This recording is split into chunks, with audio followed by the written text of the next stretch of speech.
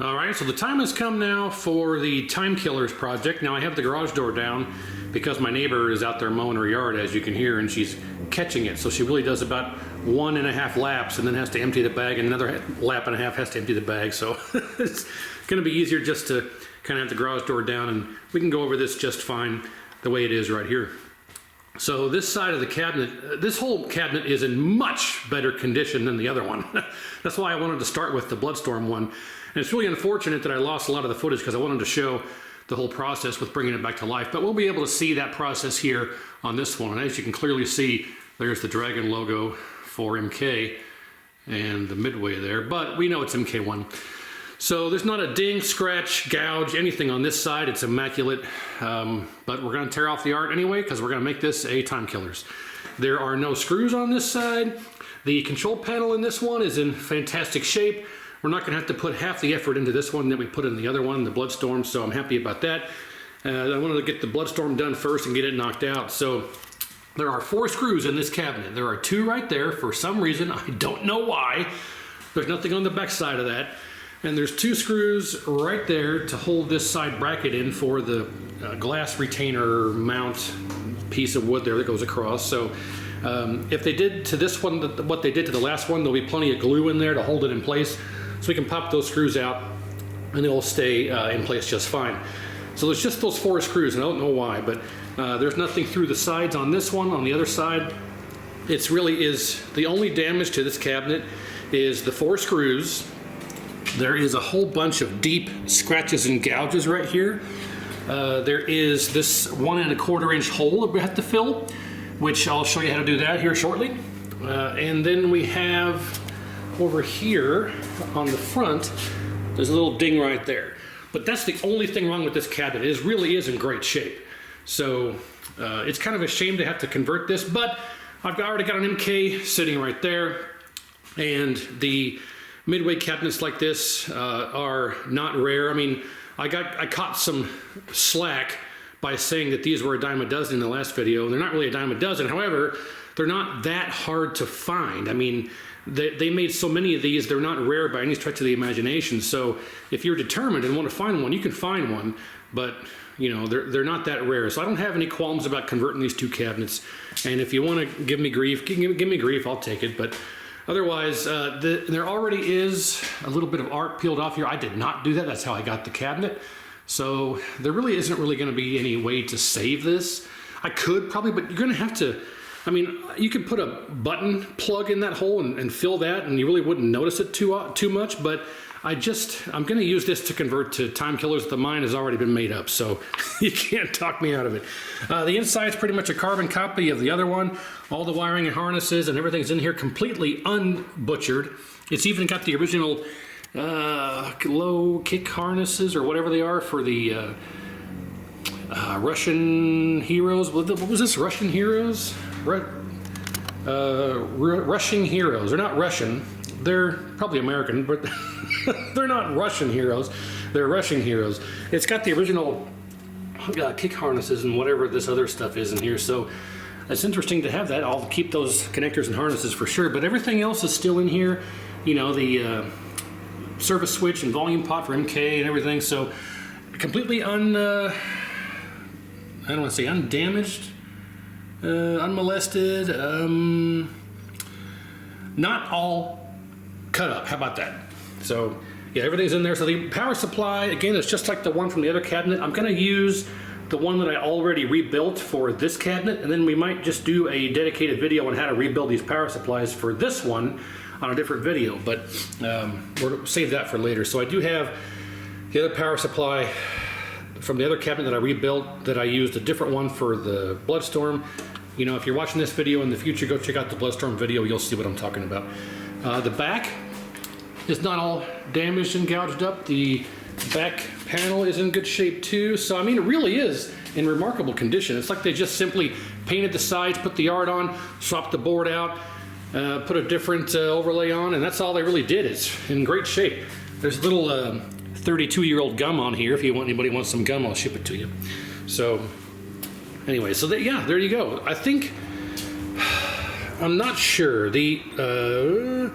I was thinking about just putting the Time Killer's CPO on over this because the last one was so difficult to get off with the adhesive and the glue and everything. I was contemplating just putting the Time Killer CPO on over this because this is nice and flat, but it's really unprofessional to do it that way. So I'll decide it when the time comes. I have to get a whole new CPO, not CPO, I have to get a whole new control panel anyway.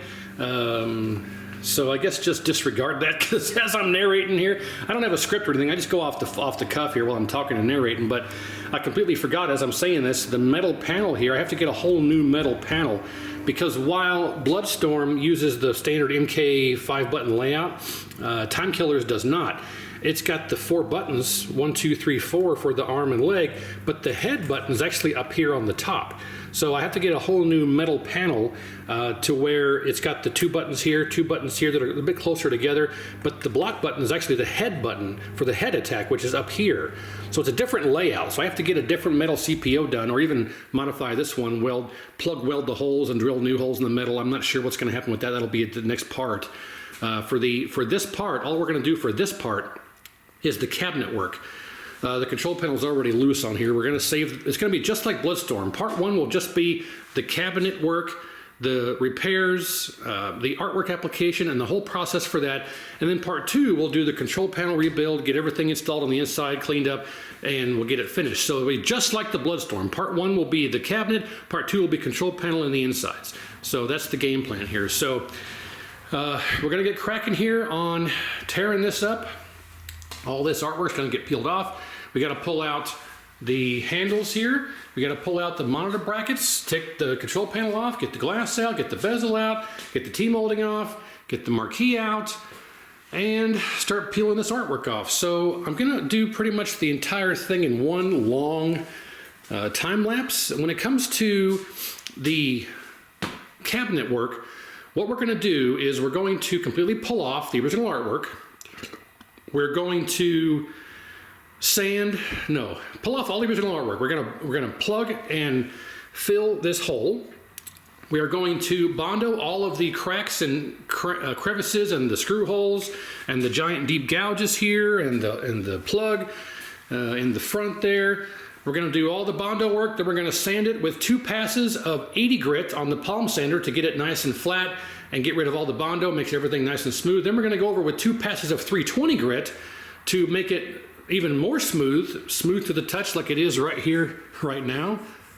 And then we're going to prime it to fill all the little pinholes and things like that from when the artwork gets pulled off.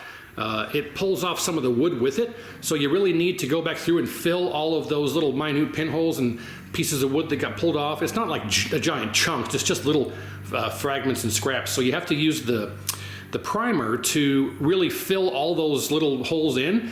Then we go over with 2 passes of 320 grit again. Then we are ready for our artwork application. So that's all the stuff we missed last time. So with all that explained, I'm gonna just cut to the time lapse, start pulling this all apart, get the artwork off, get cracking on the cabinet work, and then we'll see really how it goes from there. So let's go.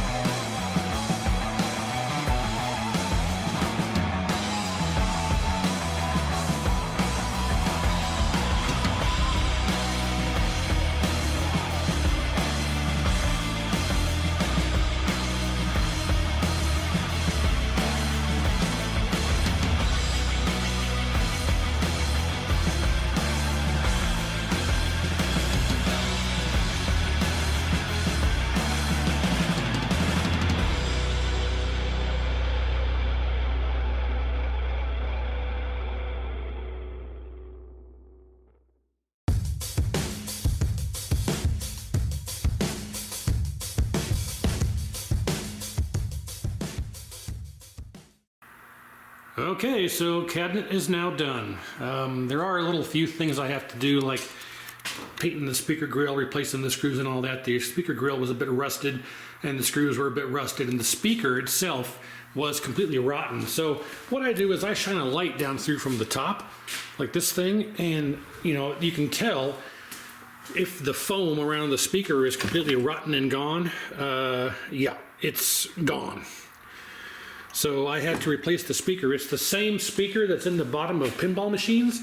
So any modern pinball machine, it's the same speaker. The part number is 5555-12929-00. So I had a couple of spares from some pinball machines I restored, so I just tossed an extra one in there. So the speaker's replaced, that's good. There was a little bit of a modification from the procedure because the sides were in such good shape that I didn't go through and do a full 2 passes with the 60 grit. I just did the 1 pass with the 60 grit to get all of the bonded areas flat, and then went over with a couple of passes of 320 grit, and that pretty much got it good. And then I did one more pass with my hand, one more pass of 320 by hand to get rid of just a little minor imperfections from doing the primer application and things like that.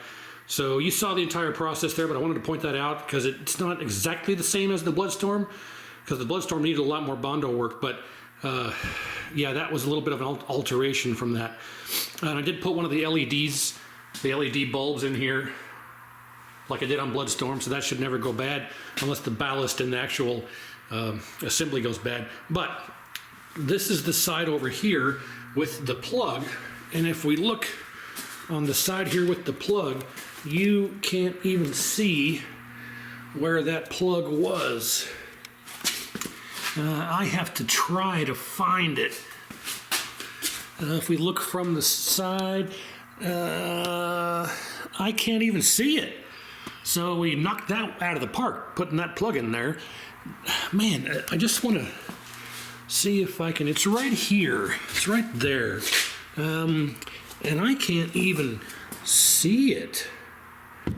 What about directly from the side here? Nope, I can't even see it. So we knocked that right out of the park. The holes here that had the screws, you can't even see those. I mean, it turned out phenomenal. As good as the Bloodstorm turned out, this turned out much better.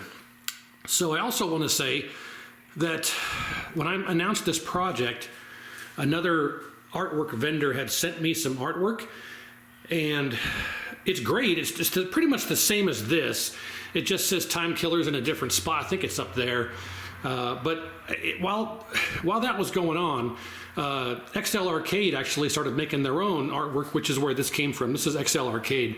And he added the logo here, the clock, if you will, in the corner, just like Bloodstorm. He put the, see if we can, so over here you can see, like on Bloodstorm, there's the buzzsaw in the corner. And he also added the little clock here from obviously Time Killers. And I liked that design a bit better. I liked the fact that the clock's there in the corner, like the MK Dragon logo, and it also matches the Bloodstorm, and I like that better. So the other vendor who sent me their artwork, it looks just like this. It's just the flyer stretched out to fit the whole cabinet. They put the Time Killers, I believe, I think it's either down there or up there, but I like it in the middle there, and I like the clock on the top corner. So I went with XL Arcade's design because it's just a little bit better. I was trying to trigger that light again, but I couldn't get it. And also Jeff had the front fascia here. So we have the Bloodstorm and the Time Killers both with the front fascia art here. This one went on a little bit easier than the Bloodstorm one. I decided to try and change up the way the application went. I started from the bottom and tried to do the middle part first and then do the right side and the left side. So this one went much better and easier than the Bloodstorm one. So I recommend doing the middle part first because if you try and do it with the middle part, with the coin door actually out, it's a nightmare, which, well, you have to do it with the coin door out. But if you do it like from the side, like on Bloodstorm, I started from the side and went this way, and it turned out to be a nightmare. I had to cut one side off and do one piece by itself. But this method turned out much better. I could do it all in one piece. So, but yeah, overall, fantastic turnout.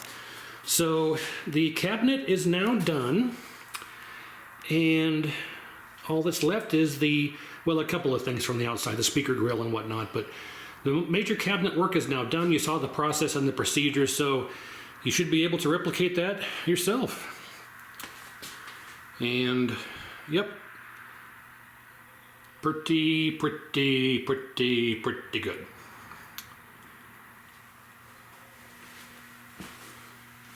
So next weekend will be the control panel, the internals, getting the PCB mounted, monitor in, all that jazz, getting the extra wires routed and ran for the low attack buttons, if you will, just like I did on the Bloodstorm. So that will be fun. I gotta figure out how I'm gonna get that metal control panel altered for this different button layout. So I could have gone with an MK layout, but I wanted to go with the actual correct layout for the game based off the kit. So yeah, this turned out fantastic.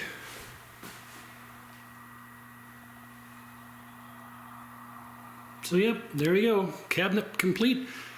All the internals and everything will be done next weekend, so stay tuned and we'll see you then.